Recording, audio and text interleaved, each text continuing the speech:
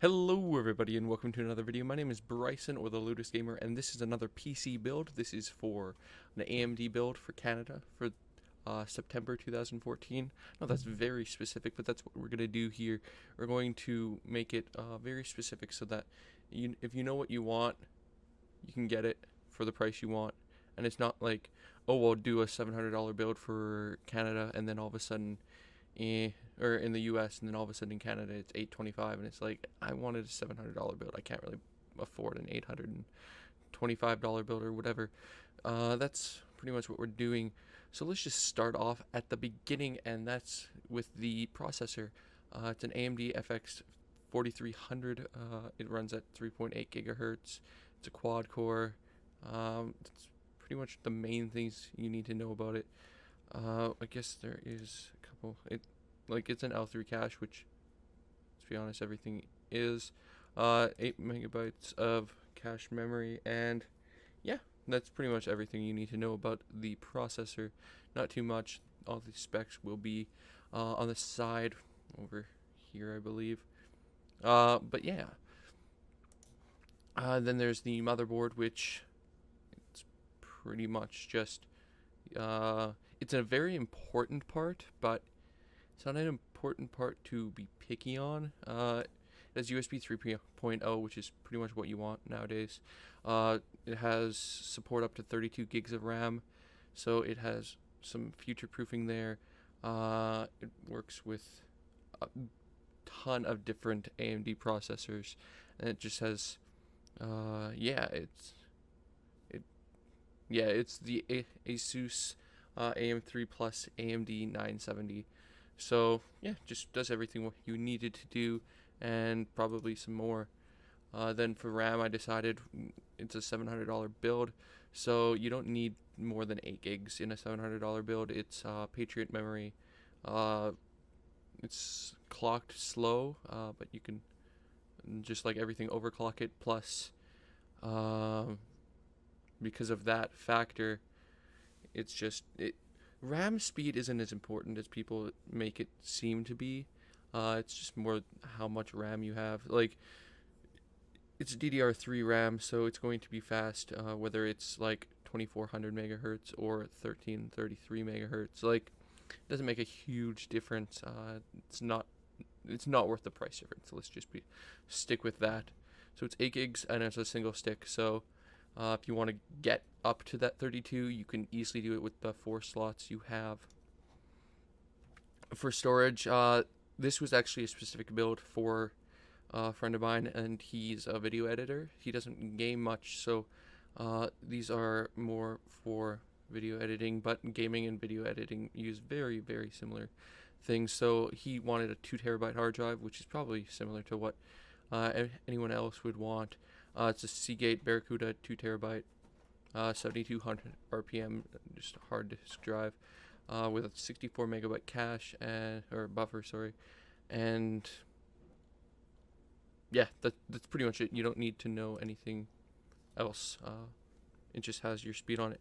And then for the graphics card, which is actually the best part of the build by far, it's actually almost half the money just in it. You can get it a lot cheaper, but it's the EVGA 2 GeForce GTX 660 superclocked. It's a 3 gig edition, GDDR5, which is to be expected. Mini HDMI, which is the biggest downside of it, which is why for its specs it's really good. Like, it's clocked at over a gig or gigahertz. So the fact that the base clock is that, and then memory clock is at 6 gigahertz, it's really, really fast for the price, which is like, you can get it as low as $240 on Amazon, which is awesome. Yeah, that's pretty much everything about it.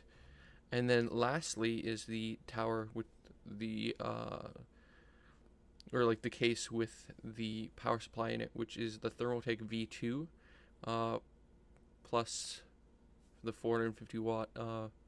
It's a mid tower, pretty much all you need, and it's it's got one front mounted USB 3, 2, and one audio port. So it's a very basic run-of-your-mill looking case, and the features are very run-of-the-mill, but we decided to go more for the intensive insides instead of the outsides, just because that's where we thought the best money would be spent.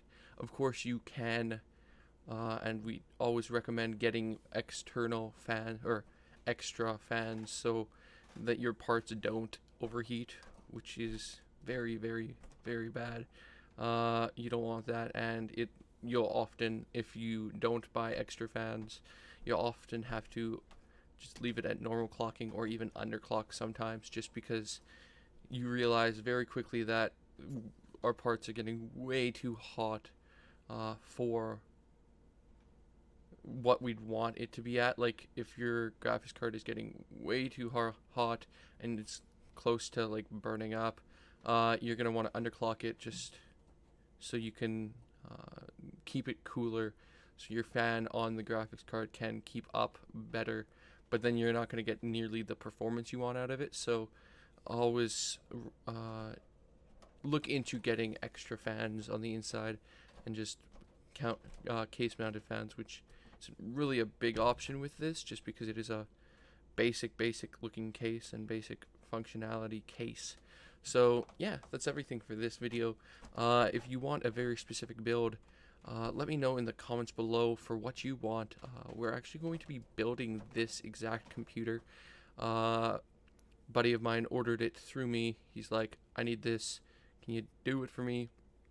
Make sure, just ordered it for him, and the parts are actually in the mail right now as we speak. The case has already arrived, but that's it for now. So yeah, just look forward to that for the building and the initial tests of it. In a future video, it'll be annotated here when it's available, or you can subscribe to get alerted when it is available. But yeah, that's everything for now. If you enjoyed the video, please give it a like, comment, subscribe, all that goodness. And until next time, have a great day. Bye.